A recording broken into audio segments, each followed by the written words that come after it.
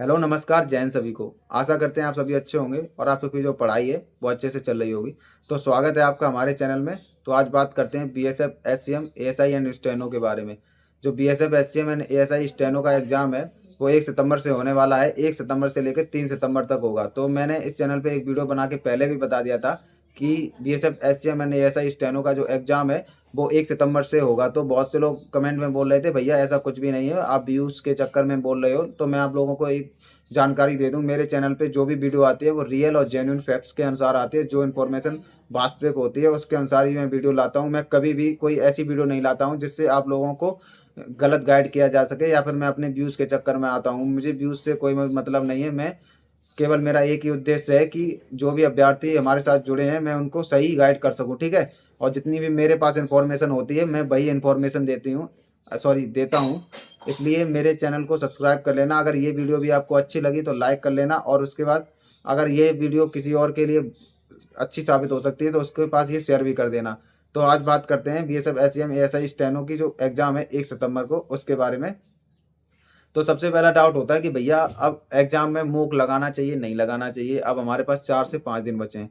तो मैं आपको बता दूं, अगर आपके पास 4 से 5 दिन बचे हैं तो आपको आज मूक लगा लेना चाहिए। जैसे आज 27 तारीख है और कल मूक लगा लेना चाहिए, क्योंकि आपका 1 तारीख से एग्जाम है। एग्जाम के 2-3 दिन पहले आपको मूक लगाना बिल्कुल भी बंद कर देना चाहिए। इसका रीज़न होता है क्योंकि अभी हम लोग बहुत दिनों से तैयारी कर रहे हैं, बहुत अच्छा खासा आपका स्कोर भी आ रहा है, लेकिन क्या होता है अंत में कभी कभी ऐसा मौका फंस जाता है या फिर हमारा मूड इतना अच्छा नहीं होता है और हम अपना मौका अटेम्प्ट कर देते हैं। और उसके बाद हमारा स्कोर जो है, मान लिया पहले आपका 80 स्कोर आ रहा था, लेकिन अब आप स्कोर जो है आपका 80 से डायरेक्ट 70 पे आ गया, 72 पे आ गया। तो आपको लगेगा कि मेरी सिलेबस पूरा नहीं हुआ है या फिर मेरी पढ़ाई में बहुत कमी है। तो आप अपने आप को डिमोटिवेट फील करोगे, आपको लगेगा कि मेरा एग्जाम नहीं होगा या मैं एग्जाम में क्वालिफाई नहीं कर पाऊंगा। तो ये रीज़न होता है कि एग्जाम से 2-3 दिन पहले आपको मॉक लगाना छोड़ देना चाहिए। अब दूसरा डाउट रहता है भैया क्या पढ़ना चाहिए क्या नहीं पढ़ना चाहिए, उसके बारे में भी बताऊंगा। तो आपको क्या करना है, आपको अपनी एक लिस्ट बना लेनी है। अपने जो सिलेबस है, सिलेबस में कौन कौन से सब्जेक्ट हैं, ठीक है। तो उन सब्जेक्ट में आपके जो वीक टॉपिक हैं, जैसे आपका मैथ का आपने लिस्ट बनाई, मैथ में आपका नंबर सिस्टम वीक है तो आप नंबर सिस्टम को एक लिस्ट में ऐड कर लो। उसके बाद क्या करना है, मान लिया ये डायरी सी है, इसमें ही आप ऐसी प्रकार से डायरी में आप अपने आप को जो भी वीक टॉपिक है उनको ऐड कर सकते हो। अब आपको कुछ भी एक्स्ट्रा नहीं पढ़ना है और ये भी नहीं सोचना है कि हम इतने दिन में अपना पूरा सिलेबस कर सकते हैं। ये नामुमकिन चीज़ है। अगर हम इतना भाग दौड़ करेंगे या फिर हड़बड़ाएंगे तो हम आसानी जो पेपर की तैयारी कर रहे थे उसमें भी उतना अच्छा स्कोर नहीं कर पाएंगे और डरे डरे से रहेंगे और डरे डरे से एग्जाम हॉल में जाएंगे। तो इसलिए ये भी ध्यान रखना है, ठीक है। आपको क्या करना है, आपको अपने अपने वीक पॉइंट जो भी हैं, वीक टॉपिक्स हैं, उनकी एक लिस्ट बना लेनी है। अभी आपके पास 4 से 5 दिन है, जिसका भी 1 तारीख को एग्जाम है। तो आज 27 तारीख है, कल 28 तारीख है, फिर 29 तारीख है, फिर 30 तारीख है, फिर 31 तारीख है, ठीक है। 3, 2, 5 और 31 तारीख को आपको पढ़ना ही नहीं है बिल्कुल, क्योंकि एक दिन पहले आपको बिल्कुल पढ़ाई छोड़ देनी है। यानी कि 4 दिन है आपके पास। 4 दिन में आप अपने वीक टॉपिक्स की जो लिस्ट है उसको बना के आप अपने वीक टॉपिक को कवर कर सकते हैं। जैसे आपने मैथ्स की लिस्ट बनाई, मैथ्स में और ये लिस्ट भी कैसे बनानी है आपको, जो ये 2 मॉक देने हैं, इससे पहले भी आपने मॉक दिए होंगे तो उनको एनालिसिस करना है और उसमें देखना है कि कौन से टॉपिक से हमारे क्वेश्चन गलत हो रहे हैं और बार बार गलत हो रहे हैं। जो बार बार क्वेश्चन पूछे भी जा रहे हैं, बार बार गलत हो रहे हैं, वही टॉपिक को आपको क्या करना है, लिस्ट में बना लेना है। और उसको क्या करना है, एक जैसे यूट्यूब पे आपने मैथ्स में आपका नंबर सिस्टम गलत हो रहा है तो आपको क्या करना है, नंबर सिस्टम को आपने क्या किया, number system one shot by Aditya Ranjan sir डाल लिया, या फिर रोजगार वेदंकित के दीपक भाटी सर डाल लिया, या फिर राहुल तेवतिया सर डाल लिया।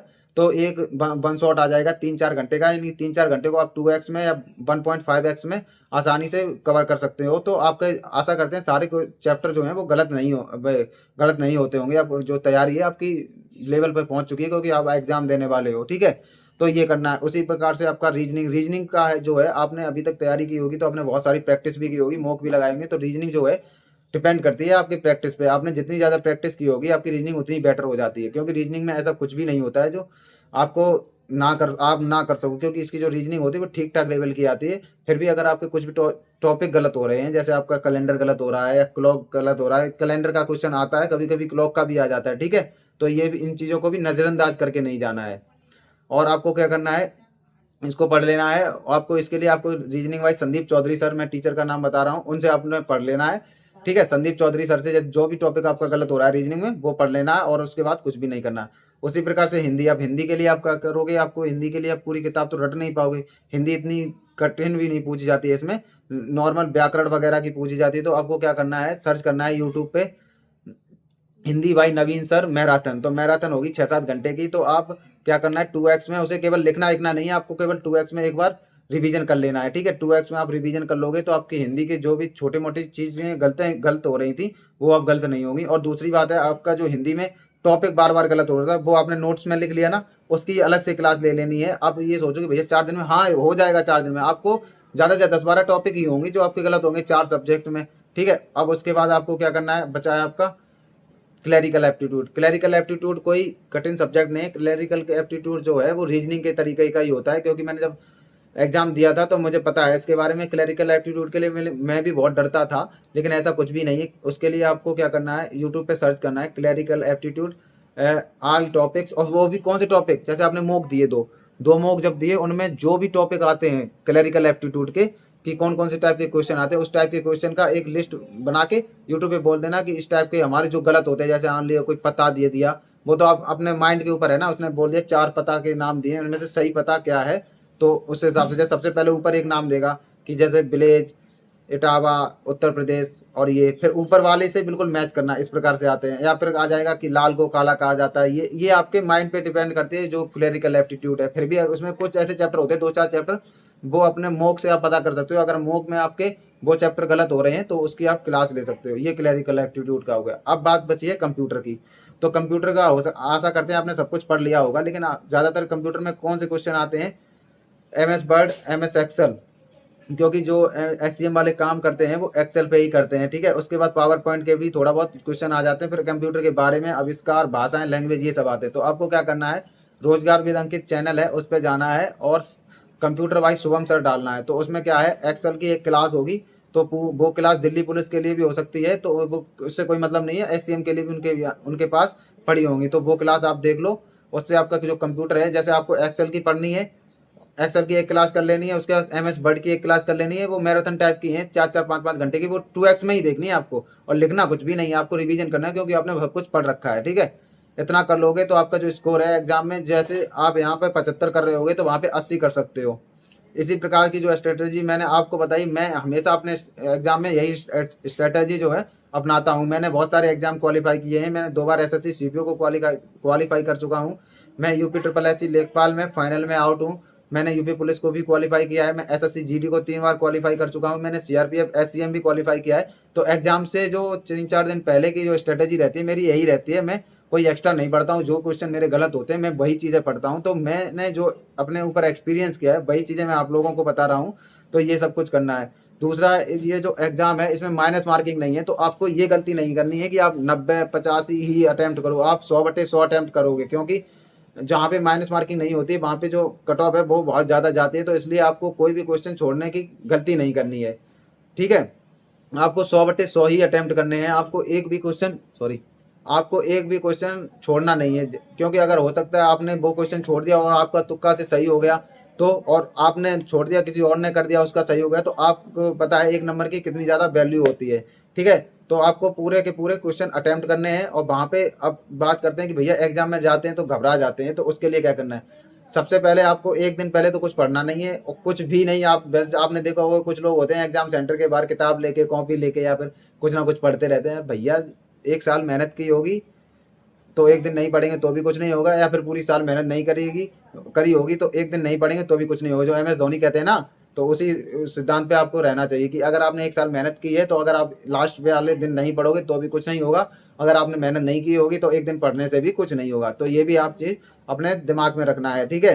तो एग्जाम में जाते समय आपको कूल माइंड से जाना है। आपको ये सोचना है कि मेरी जो तैयारी है वो पूरी है, मुझे कुछ भी आएगा मैं कर दूंगा, ठीक है। और वो डिपेंड करेगा कि एग्जाम का लेवल कैसा आता है, आप कहाँ से पढ़ के कैसे गए हैं।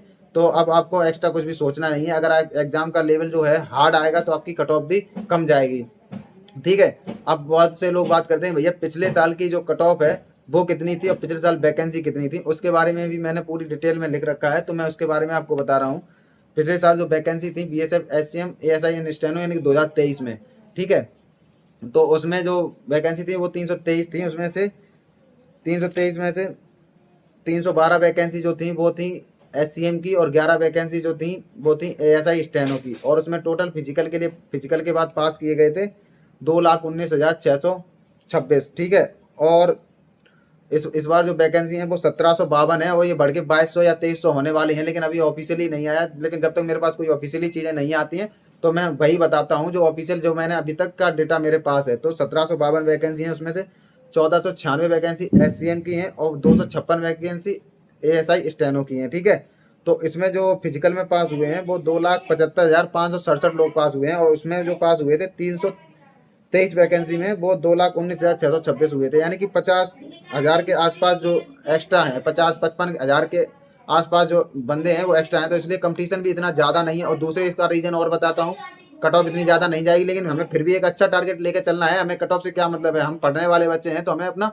अच्छा से अच्छा जितना भी एग्जाम में हो सके वो करना है। ठीक है, कट ऑफ जाएगी नहीं जाएगी वो अलग बात है, हमें अपना 100% वहाँ देना है। तो जो ये वैकेंसी है, ये वैकेंसी 2024 की है और इसका जो एग्जाम हो रहा है 2026 के लास्ट में हो रहा है। ठीक, अब आप सोच लो कि बहुत से लोगों की कहीं और जॉब भी लग गई होगी, जिसकी कहीं और जॉब लगी होगी वो थोड़ा बहुत पढ़ने वाला होगा ना, तो वो हमारा कंपटीशन बढ़ाता है। ठीक है, जब उसकी कहीं और जॉब लग गई तो वो इस वाले एग्जाम को नहीं देगा। ठीक है, दूसरी बात है, बहुत से लोगों ने इस एग्जाम के वेट करते करते इसकी एग्जाम की तैयारी छोड़ दी। ठीक है, जिसने तैयारी छोड़ दी तो उसकी अच्छी खासी तैयारी नहीं होगी तो वो एग्जाम में कुछ भी नहीं कर पाएगा। तो इसलिए थोड़ा कंपटीशन कम भी रहेगा, लेकिन आपको अपना 100% देना है। ठीक है, और आपको एग्जाम में जाके आपके 100/100 ही अटैम्प्ट करने हैं।